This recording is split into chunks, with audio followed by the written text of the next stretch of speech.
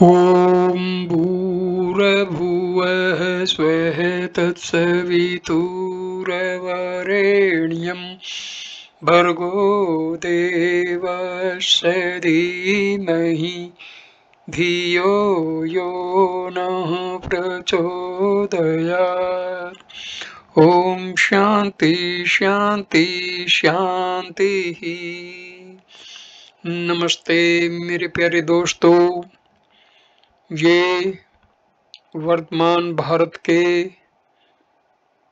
महान मनीषी,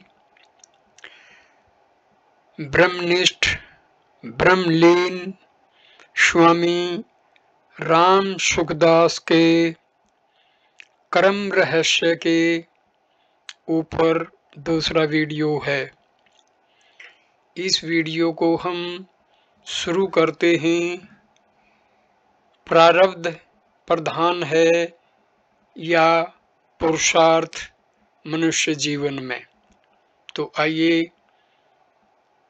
देखते हैं इन दोनों की तुलनात्मक विवेचना। कर्मों में मनुष्य के प्रारब्ध की प्रधानता है या पुरुषार्थ की, अथवा प्रारब्ध बलवान है या पुरुषार्थ? इस विषय में बहुत सी शंकाएं हुआ करती हैं। उनके समाधान के लिए पहले यह समझ लेना जरूरी है कि प्रारब्ध और पुरुषार्थ क्या है। मनुष्य में चार तरह की चाहनाएं हुआ करती हैं। एक धन की, दूसरी धर्म की, तीसरी भोग की और चौथी मुक्ति की। प्रचलित भाषा में इन चारों को अर्थ, धर्म, काम और मोक्ष के नाम से कहा जाता है। पहला, अर्थ। धन को अर्थ कहते हैं। वह धन दो तरह का होता है, स्थावर और जंगम। सोना, चांदी, रुपए, जमीन, जायदाद, मकान आदि स्थावर हैं और गाय, भैंस, ऊंट, भेड़, बकरी आदि जंगम हैं। दूसरा, धर्म। काम अथवा निष्काम भाव से जो यज्ञ, तप, दान, व्रत, तीर्थ आदि किए जाते हैं उसको धर्म कहते हैं। तीसरा, काम। सांसारिक सुख भोग को काम कहते हैं। वह सुख भोग 8 तरह का होता है। शब्द, स्पर्श, रूप, रस, गंध, मान, बड़ाई और आराम। का शब्द। शब्द 2 तरह का होता है, वर्णात्मक और ध्वन्यात्मक। व्याकरण, कोश, साहित्य, उपन्यास, गल्प, कहानी आदि वर्णात्मक शब्द हैं। खाल, तार और फूंक के 3 बाजे और ताल का आधा बाजा, ये 3.5 प्रकार के बाजे ध्वन्यात्मक शब्द को प्रकट करने वाले हैं। इन वर्णात्मक और ध्वन्यात्मक शब्दों को सुनने से जो सुख मिलता है वह शब्द का सुख है। वर्णात्मक शब्द में भी 10 रस होते हैं। श्रृंगार, हास्य, करुण, रौद्र, वीर, भयानक, विभत्स, अद्भुत, शांत और वात्सल्य। ये 10 ही रस चित्त द्रवित होने से होते हैं। इन 10 रसों का उपयोग भगवान के लिए किया जाए तो ये सभी रस कल्याण करने वाले हो जाते हैं, और इनसे सुख भोगा जाए तो ये सभी रस पतन करने वाले हो जाते हैं। ढोल, ढोलकी, तबला, पखावज, मृदंग आदि, खाल के, सितार, सारंगी, मोरचंग आदि तार के, मशक, पेटी, हारमोनियम, बांसुरी, पुंगी आदि फूंक के और झांझ, मंजीरा, करताल आदि ताल के बाजे हैं। ख, स्पर्श। स्त्री, पुत्र, मित्र आदि के साथ मिलने से तथा ठंडा, गर्म, कोमल आदि से अर्थात त्वचा के साथ संयोग होने से जो सुख होता है वह स्पर्श का सुख है। ग, रूप। नेत्रों से खेल, तमाशा, बाइस्कोप, बाजीगरी, वन, पहाड़, सरोवर, मकान आदि की सुंदरता को देखकर जो सुख होता है वह रूप का सुख है। घ, रस। मधुर, मीठा, अम्ल, खट्टा, लवण, नमकीन, कटु, कड़वा, तीक्त, तिक्त, तीखा और कसाय, कसाला, इन 6 रसों को चखने से जो सुख होता है वह रस का सुख है। अड़, गंध, नाक से अतर, तेल, फुलेल, लवेंडर, पुष्प आदि सुगंध वाले और लहसुन, प्याज आदि दुर्गंध वाले पदार्थों को सूंघने से जो सुख होता है वह गंध का सुख है।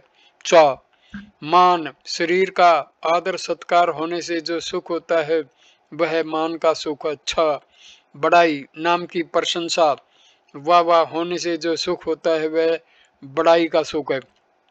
जय, आराम, शरीर से परिश्रम न करने से अर्थात सुख पूर्वक पड़े रहने से जो सुख होता है वह आराम का सुख है। चौथा, मोक्ष, आत्म साक्षात्कार, तत्व ज्ञान, कल्याण, उद्धार, मुक्ति, भगवत दर्शन, भगवत प्रेम आदि का नाम मोक्ष है।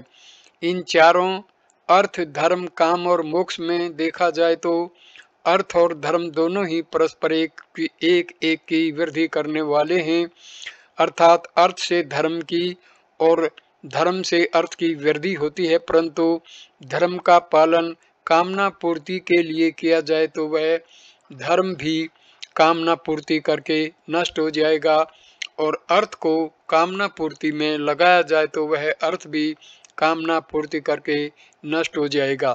तात्पर्य यह है कि कामना धर्म और अर्थ दोनों को खा जाती है। इस वास्ते गीता में भगवान ने कामना को महाशन, बहुत खाने वाला बतलाते हुए उसके त्याग की बात विशेषता से कही है। यदि धर्म का अनुष्ठान कामना त्याग करके किया जाए तो वह अंतःकरण शुद्ध करके मुक्त कर देता है।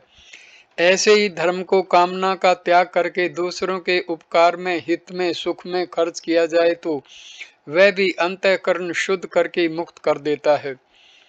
अर्थ, धर्म, काम और मोक्ष, इन चारों में अर्थ, धन और काम, मोक्ष की प्राप्ति में प्रारब्ध की मुख्यता और पुरुषार्थ की गौणता है तथा धर्म और मोक्ष में पुरुषार्थ की मुख्यता और प्रारब्ध की गौणता है। प्रारब्ध और पुरुषार्थ दोनों का अक्षेत्र अलग अलग है और दोनों ही अपने अपने अक्षेत्र में प्रधान है।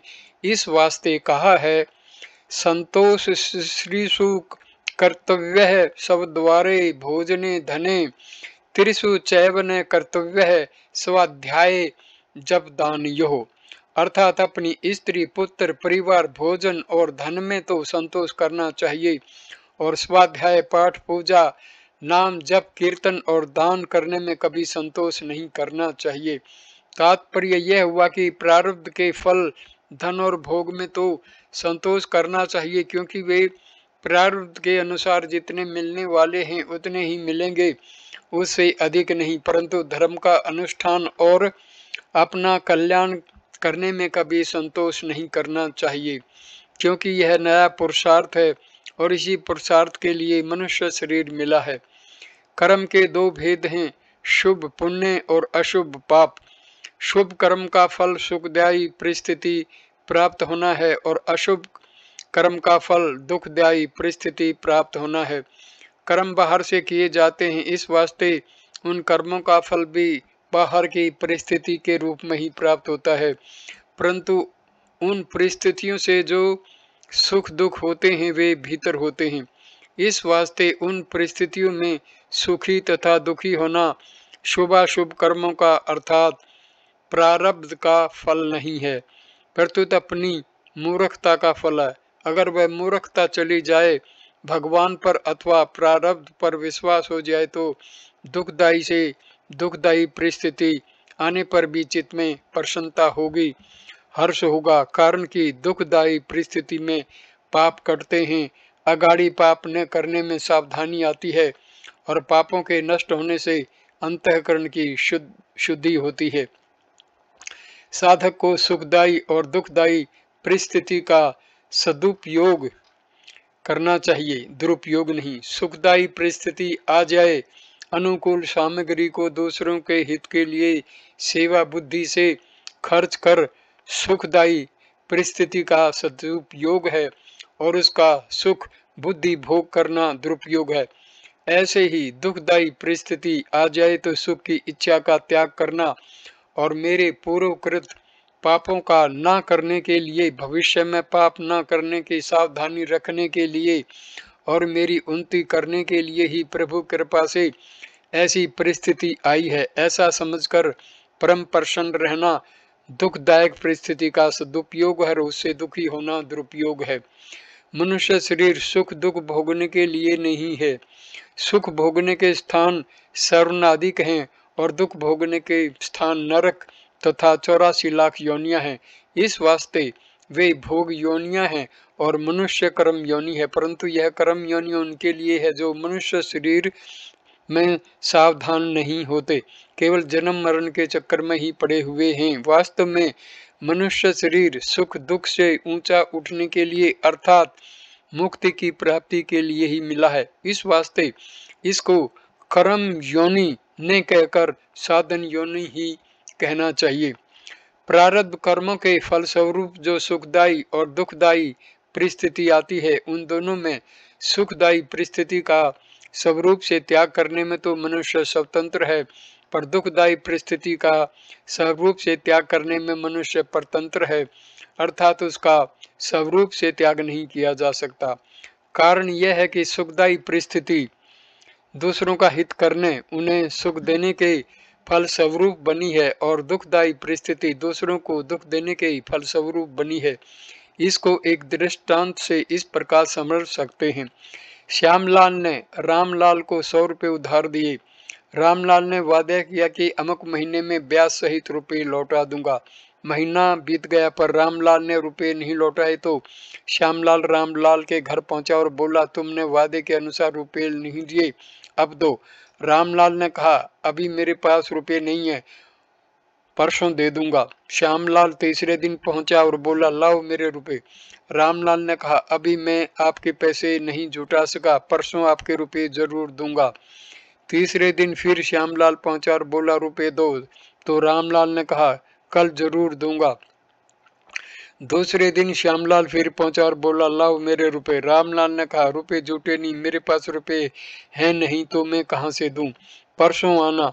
रामलाल की बातें सुनकर श्यामलाल को गुस्सा आ गया और परसों परसों करता है, रुपए देता नहीं, ऐसा कहकर उसने रामलाल को 5 जूते मार दिए।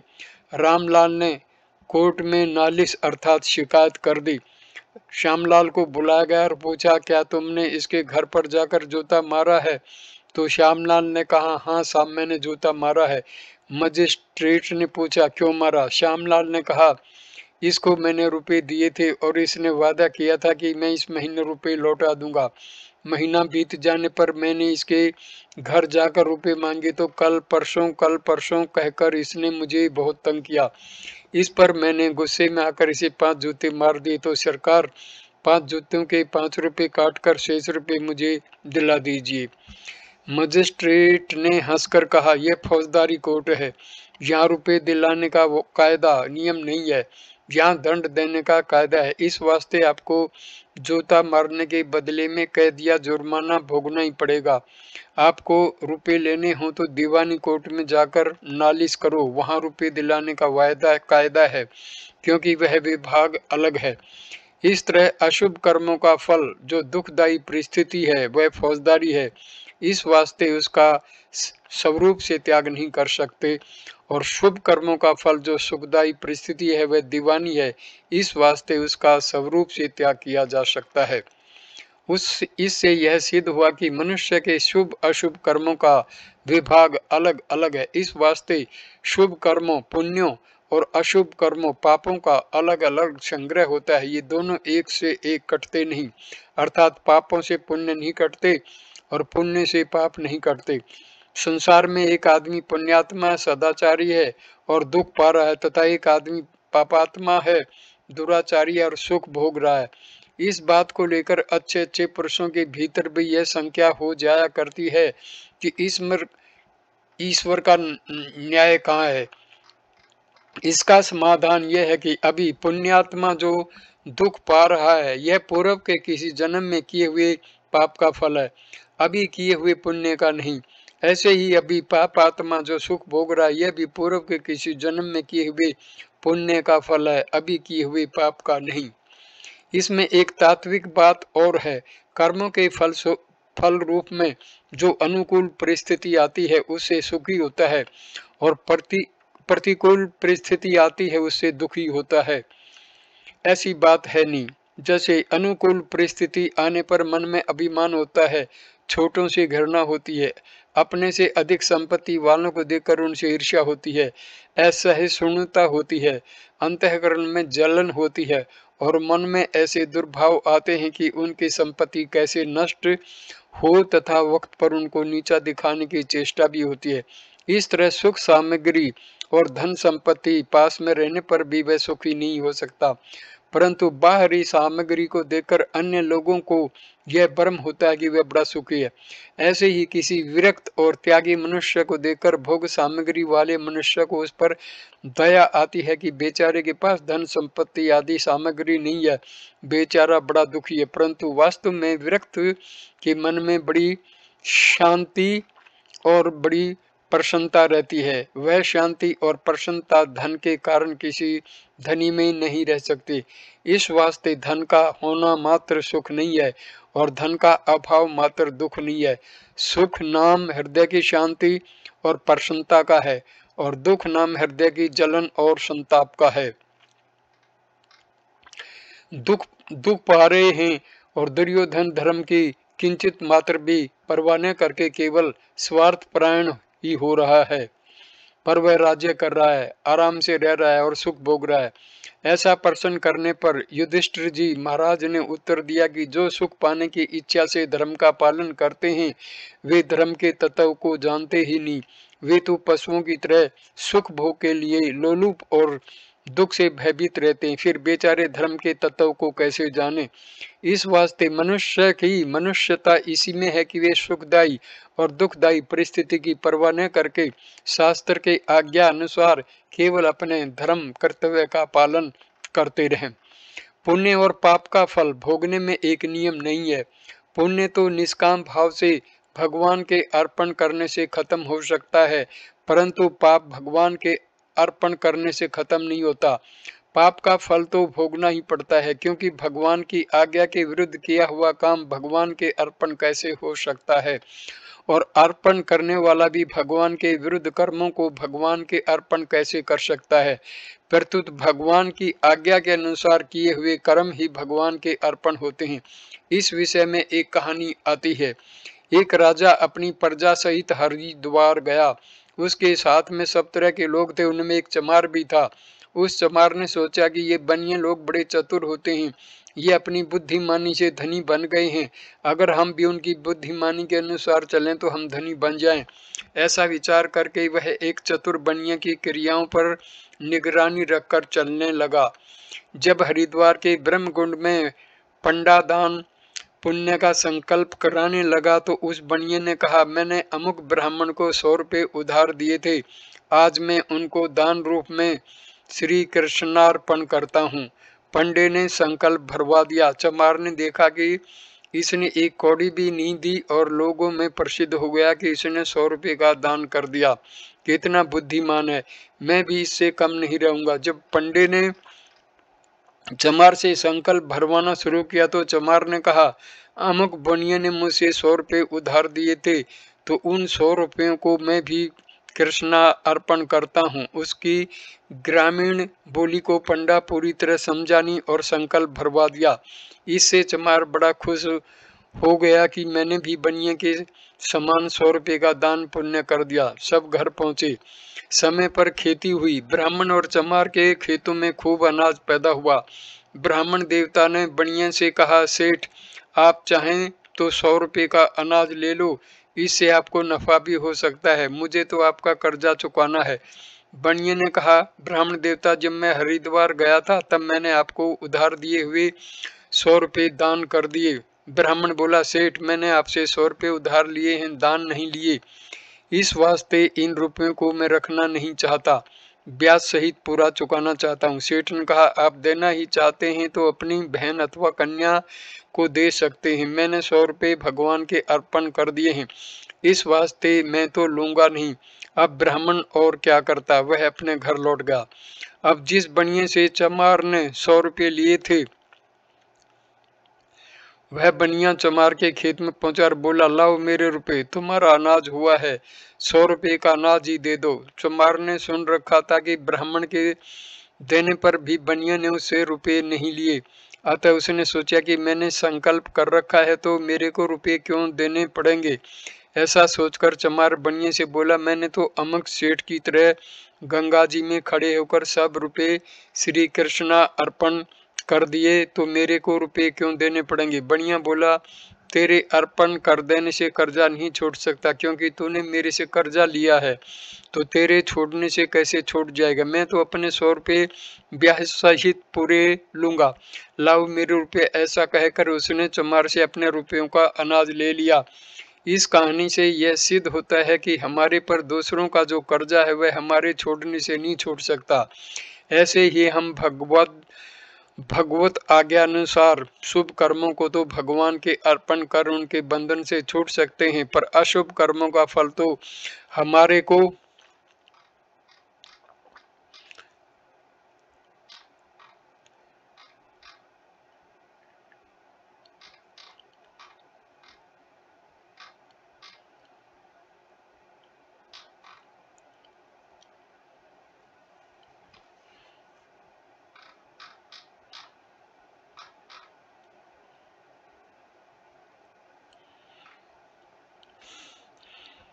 इस वास्ते शुभ और अशुभ कर्मों में एक कायदा कानून नहीं है। अगर ऐसा कायदा कानून बन जाए कि भगवान के अर्पण करने से ऋण और पाप कर्म छूट जाएं तो फिर सभी प्राणी मुक्त हो जाएं, परंतु ऐसा संभव नहीं है। हाँ, इसमें एक मार्मिक बात है कि अपने आप को सर्वथा भगवान के अर्पित कर देने पर अथवा सर्वथा भगवान के शरण हो जाने पर पाप पुण्य सर्वथा नष्ट हो जाते हैं।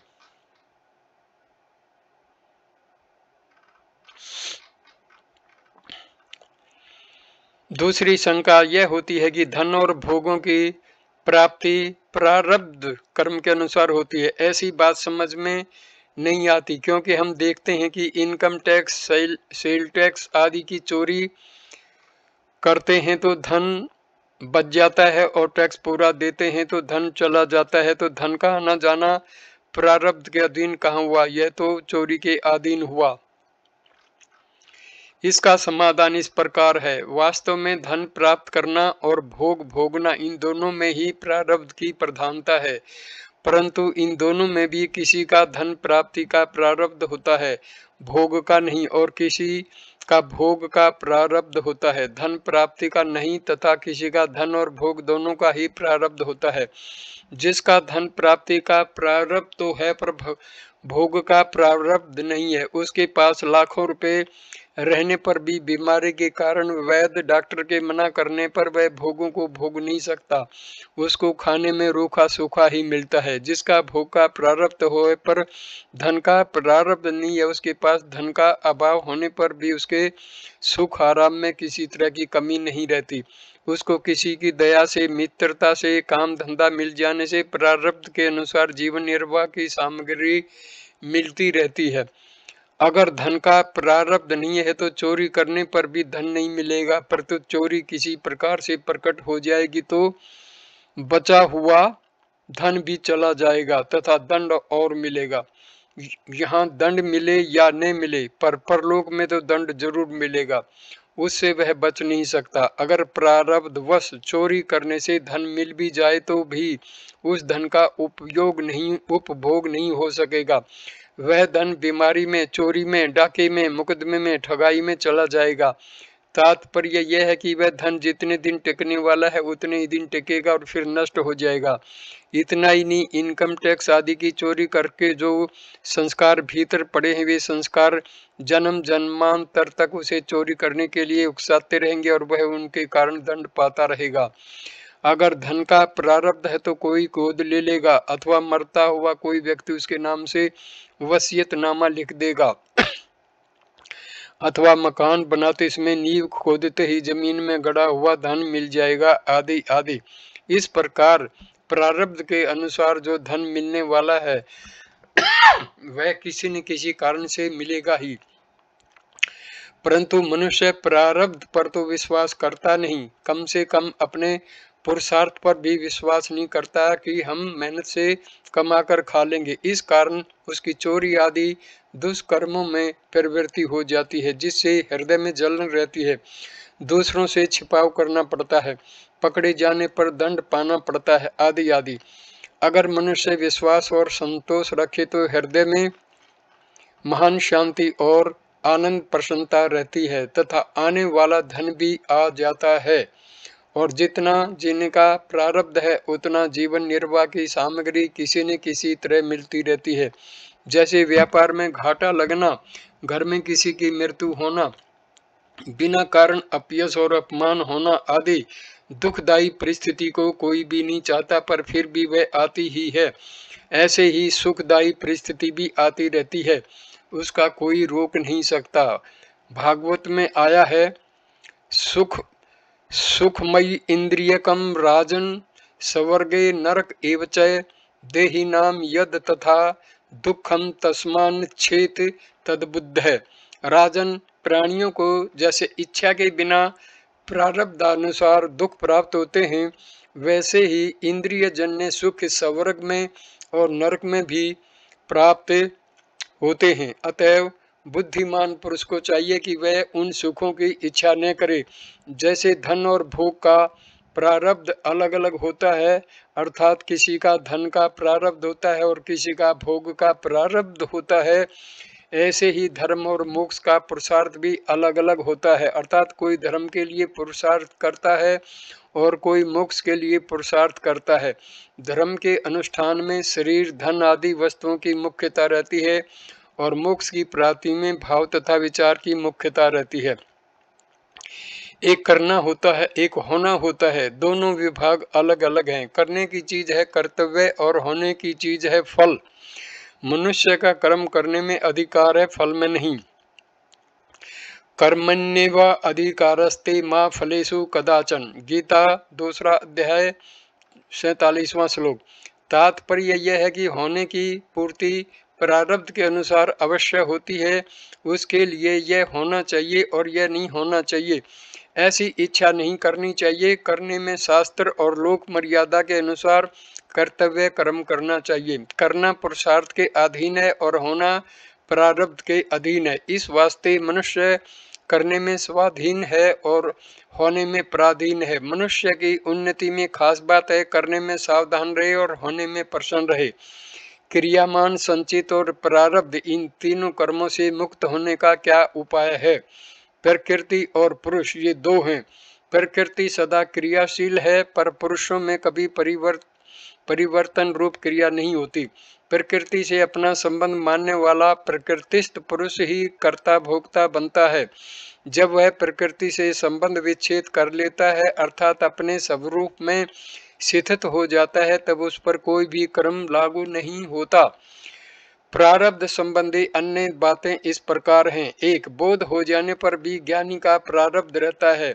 यह कथन केवल अज्ञानियों को समझाने मात्र के लिए है, कारण कि अनुकूल या प्रतिकूल घटना का घट जाना ही प्रारब्ध है। प्राणी को सुखी या दुखी करना प्रारब्ध का काम नहीं है, प्रत्युत अज्ञान का काम है। अज्ञान मिटने पर मनुष्य सुखी दुखी नहीं होता, उसे केवल अनुकूलता प्रतिकूलता का ज्ञान होता है।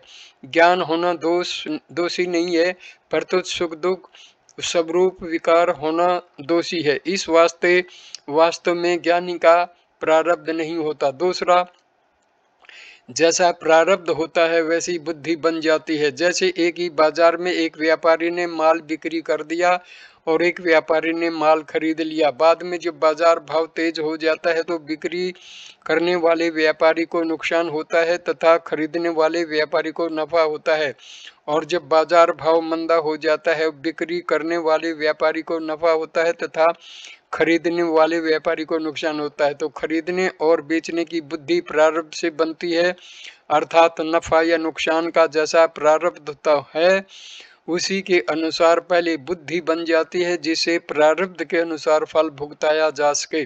परंतु खरीदने और बेचने की क्रिया न्याय युक्त की जाए अथवा अन्याय युक्त की जाए, इसमें मनुष्य स्वतंत्र है, क्योंकि यह क्रियमाण नया कर्म है, प्रारब्ध नहीं। तीसरा, एक आदमी के हाथ से गिलास गिरकर टूट गया तो यह उसकी असावधानी है या प्रारब्ध। कर्म करते समय तो सावधान रहना चाहिए, पर जो अच्छा या बुरा हो गया उसे पूरी तरह से प्रारब्ध होनहार ही मानना चाहिए। उस समय जो ये कहते हैं कि यदि तो सावधानी रखता तो गिलास नहीं टूटता, इससे यह समझना चाहिए कि अब आगे से मुझे सावधानी रखनी है कि दोबारा ऐसी गलती ना हो। वास्तव में जो हो गया उसे असावधानी न मानकर होने पर होनहार मानना चाहिए। इस वास्ते करने में सावधान और होने में प्रसन्न रहें। चौथा, प्रारब्ध से होने वाले और कुपथ्य से होने वाले रोग में क्या फर्क है? कुपथ्य जन्य रोग दवाई से मिट सकता है, परंतु प्रारब्ध जन्य रोग दवाई से नहीं मिटता।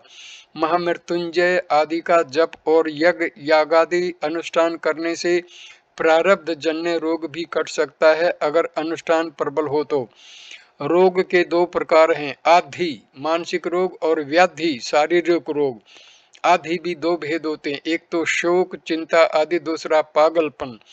चिंता शोक आदि तो अज्ञान से होते हैं और पागलपन प्रारब्ध से होता है। अतः ज्ञान होने पर चिंता शोक आदि दो मिट जाते हैं, पर प्रारब्ध के अनुसार पागलपन हो सकता है।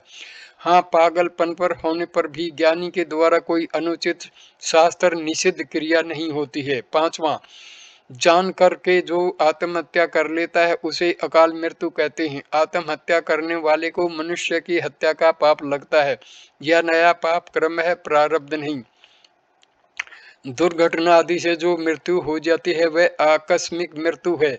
स्वाभाविक मृत्यु की तरह आकस्मिक मृत्यु प्रारब्ध के अनुसार आयु पूरी होने पर होती है। छठा, एक आदमी ने दूसरे आदमी को मार दिया तो यह उसने पिछले जन्म के बैर का बदला लिया और मरने वाले ने पुराने कर्मों का फल पाया। फिर मारने वाले का क्या दोष? मारने वाले का दोष है दंड देना शासक का काम है, सर्वसाधारण का नहीं। एक आदमी को 10 बजे फांसी मिलनी है, एक दूसरे आदमी ने उस फांसी की सजा पाने वाले आदमी को जल्लादों के हाथों से छुड़ा लिया और ठीक 10 बजे उसे कत्ल कर दिया। ऐसी हालत में उस कत्ल करने वाले आदमी की भी फांसी होगी कि यह आज्ञा तो राज्य ने जल्लादों को दी थी, पर तुम्हें किसने आज्ञा दी थी? मारने वालों को यह याद नहीं है कि मैं पिछले जन्म का बदला ले रहा हूँ, फिर भी मारता है तो यह उसका दोष है। दूसरे को मारने का अधिकार किसी को भी नहीं है, मरना कोई भी नहीं चाहता। दूसरे को मारना अपने विवेक का अनादर है। मनुष्य मात्र को विवेक शक्ति प्राप्त है और उस विवेक के अनुसार अच्छे या बुरे कर्म करने में वह स्वतंत्र है। अतः विवेक का अनादर करके दूसरे को मारना अथवा मारने की नियत रखना दोष है। यदि पूर्व जन्म का बदला एक दूसरे ऐसे ही चुकाते रहे तो यह श्रृंखला कभी खत्म नहीं होगी और मनुष्य कभी मुक्त नहीं हो सकेगा। पिछले जन्म का बदला अन्य सांप आदि योनियों में लिया जा सकता है, मनुष्य योनि बदला लेने के लिए नहीं है। हाँ, यह हो सकता है कि पिछले जन्म का हत्यारा व्यक्ति हमें स्वाभाविक ही अच्छा नहीं लगेगा, बुरा लगेगा, परंतु बुरे लगने वाले व्यक्ति से द्वेष करना या उसे कष्ट देना दोष है, क्योंकि यह नया कर्म है। जैसा प्रारब्ध है उसी के अनुसार उसकी बुद्धि बन गई है, फिर भी दोष किस बात का? बुद्धि में जो द्वेष है उसके वश में हो गया है, यह दोष है। उसे चाहिए कि वह उसके वश में न होकर विवेक का आदर करे। गीता भी कहती है कि बुद्धि में जो राग द्वेष रहते हैं उनके वश में न हो। तयोर्न वशम गाच्छेत, 3 अध्याय का 34वां श्लोक। 7वां, प्रारब्ध और भगवत कृपा में क्या अंतर है? इस जीव को जो कुछ मिलता है वह प्रारब्ध के अनुसार मिलता है, पर प्रारब्ध विधान के विधाता स्वयं भगवान है। कारण की कर्म जड़ से होने से स्वतंत्र फल नहीं दे सकते, वे तो भगवान के विधान से फल देते हैं। जैसे एक आदमी किसी के खेत में दिन भर काम करता है तो उसको शाम के समय काम के अनुसार पैसे मिलते हैं, पर मिलते हैं खेत के मालिक से। पैसे तो काम करने से ही मिलते हैं, बिना काम के पैसे मिलते हैं क्या? पैसे तो काम करने से ही मिलते हैं, परंतु बिना मालिक के पैसे देगा कौन? यदि कोई जंगल में जाकर दिन भर मेहनत करे तो क्या उसको पैसे मिल जाएंगे? नहीं मिल सकते। उसमें यह देखा जाएगा कि किसके कहने से काम किया और किसकी जिम्मेदारी रही। अगर कोई नौकर काम को बड़ी तत्परता चतुरता और उत्साह से करता है, पर करता है केवल मालिक की प्रसन्नता के लिए, तो मालिक उसको मजदूरी से अधिक पैसे भी देता है और तत्परता आदि गुणों को देखकर उसको अपने खेत का हिस्सेदारी भी बना देता है। ऐसे ही भगवान मनुष्य को उसके कर्मों के अनुसार फल देते हैं। अगर कोई मनुष्य भगवान की आज्ञा के अनुसार उन्हीं की प्रसन्नता के लिए सब कार्य करता है, उसे भगवान दूसरों के अपेक्षा अधिक ही देते हैं। परंतु जो भगवान के सर्वथा समर्पित होकर सब कार्य करता है, उस भक्त के भगवान भी भक्त बन जाते हैं। संसार में कोई भी नौकर को अपना मालिक नहीं बनाता, परंतु भगवान शरणागत भक्त को अपना मालिक बना लेते हैं। ऐसी उदारता केवल प्रभु में ही है। ऐसे प्रभु के चरणों की शरण होकर जो मनुष्य प्राकृत उत्पत्ति विनाशशील पदार्थों के पराधीन रहते हैं, उनकी बुद्धि सर्वथा ही नष्ट हो जाती है। वे इस बात को समझ ही नहीं सकते। हमारे सामने प्रत्यक्ष उत्पन्न और नष्ट होने वाले पदार्थ मेरे को कहाँ तक सहारा दे सकते हैं। इस वीडियो को हम यहीं पर विराम देते हैं। तीसरा वीडियो हम वर्ण व्यवस्था का तात्पर्य के विषय से करेंगे। ये वीडियो देखने के लिए धन्यवाद मेरे दोस्तों। नमस्ते, नमस्कार।